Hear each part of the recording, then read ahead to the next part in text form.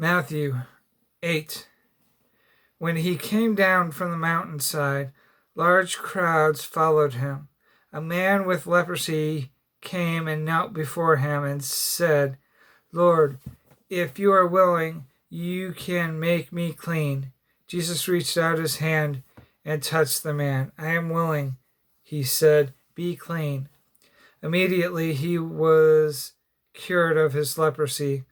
Then Jesus said to him, "See that you don't tell anyone, but go show yourself to the priest and offer the gift Moses commanded as a testimony to them." When Jesus had entered Capernaum, a centurion came to him, asking for help. "Lord," he said, "my servant lies at home paralyzed and in terrible suffering." Jesus said to him, "I will go and heal him." The centurion replied, "Lord, I do not deserve to have you come under my roof, but just say the word, and my servant will be healed. For I myself am a man under authority, with soldiers under me. I tell this one, 'Go,' and he goes, and that one, 'Come,' and he comes. I say to my servant, 'Do this,' and he does it." When Jesus heard this, he was astonished and said to those following him, "I tell you the truth, I have not found anyone in Israel with such great faith. I say to you that many will come from the east and the west and will take their place at the feast with Abraham, Isaac, and Jacob in the kingdom of heaven. But the subjects of the kingdom will be thrown outside into darkness, where there will be weeping and gnashing of teeth." Then Jesus said to the centurion, "Go, it will be done just as you believed it would." And his servant was healed at that very hour. When Jesus came into Peter's house, he saw Peter's mother-in-law lying in bed with a fever. He touched her hand, and the fever left her, and she got up and began to wait on him. When evening came, many who were demon-possessed were brought to him, and he drove out the spirits with a word and healed all the sick. This was to fulfill what was spoken through the prophet Isaiah. He took up our infirmities and carried our diseases. When Jesus saw the crowd around him, he gave orders to cross to the other side of the lake. Then a teacher of the law came to him and said, "Teacher, I will follow you wherever you go."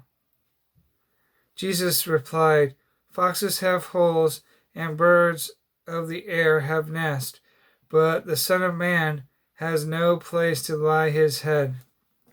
Another disciple said to him, "Lord, first let me go and bury my father." But Jesus told him, "Follow me, and let the dead bury their own dead." Then he got into the boat, and his disciples followed him. Without warning, a ferocious storm came up on the land, so that the waves swept over the boat. But Jesus was sleeping. The disciples went and woke him, saying, "Lord, save me. We're going to drown." He replied, "You of little faith, why are you so afraid?"